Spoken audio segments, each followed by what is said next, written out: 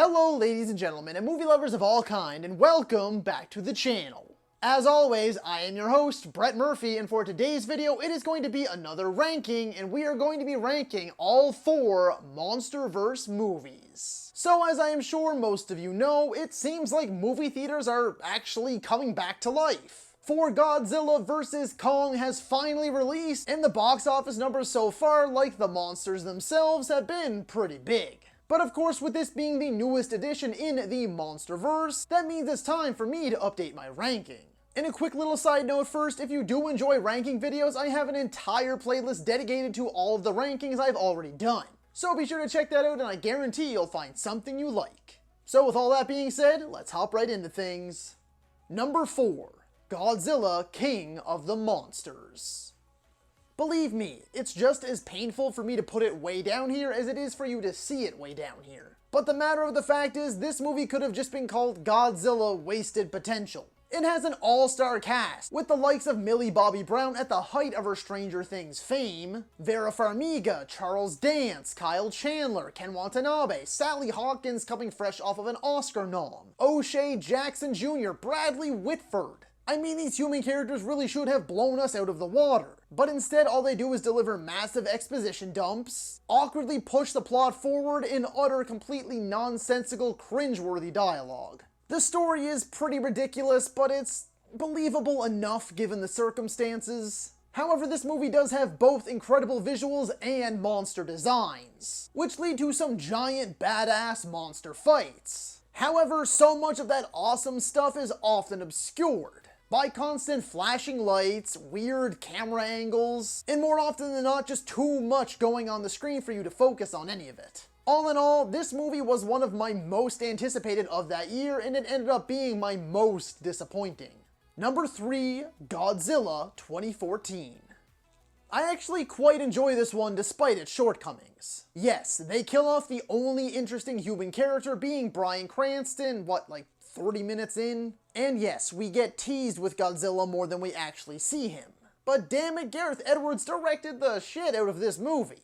Godzilla is at his most excellent and mystical here. He truly feels like an ancient godlike being. A massive, colossal, unstoppable force. And I actually think the Mutos are super underrated villains because their designs are immaculate. But it's the perspective that really gets me here, because that's something that Gareth Edwards excels in. These giant skyscraper-sized monsters feel like giant skyscraper-sized monsters. He puts us right into the civilian's boots, and that is this movie's greatest strength. And I just love the atmosphere and the tone of this movie. It's super dark, and it actually feels quite realistic given what it is. Number 2. Kong Skull Island. I was so close to giving this one the number 1 spot. And in some aspects, I still do like it much more than Godzilla vs. Kong. For instance, I think both the characters and the story are far superior here. The story actually makes sense and feels very natural and quite realistic. And the majority of the characters, the soldiers, and John C. Reilly in particular, are fantastic. Their banter feels very genuine.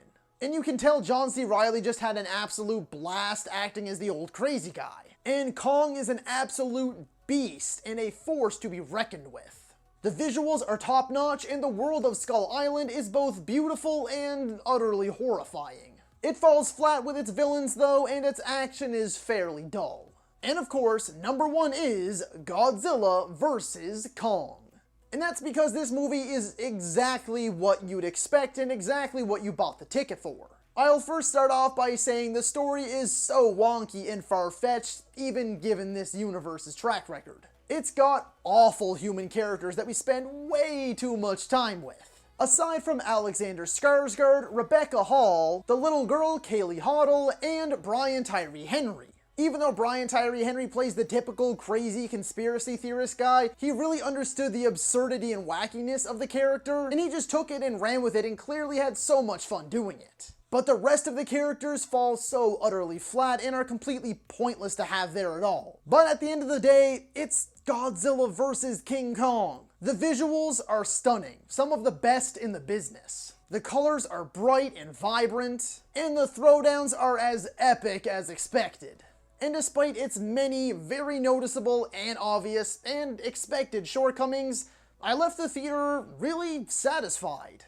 What it comes down to is that even though I feel Kong Skull Island is the better movie, when I think about some time in the future and I'm in the mood to watch one of these MonsterVerse movies, which one am I gonna put on? Well, I'm gonna put on the one I'm gonna have the most fun with, and that's Godzilla vs. Kong. Cinema's two greatest and most recognizable and obviously popular monsters. In an all-out brawl that we haven't seen since the 1960s using today's technology. Yeah, it's pretty hard to mess that one up. And that is why it ends up in the #1 spot. So that is all for today's video, folks. Be sure to let me know down in the comments if you agree or disagree with my ranking. And feel free to let me know what you'd like to see me rank next. If you enjoyed that video, be sure to hit that thumbs up button. And if you'd like to see more content, consider subscribing to my channel and ringing that little bell icon. That way you can be notified about all of my latest uploads. And as always, stay safe. Thank you so much for watching. And that's a wrap. Hey you, yeah you, if you made it this far, just know I appreciate you, and while you're here, consider hitting that subscribe button.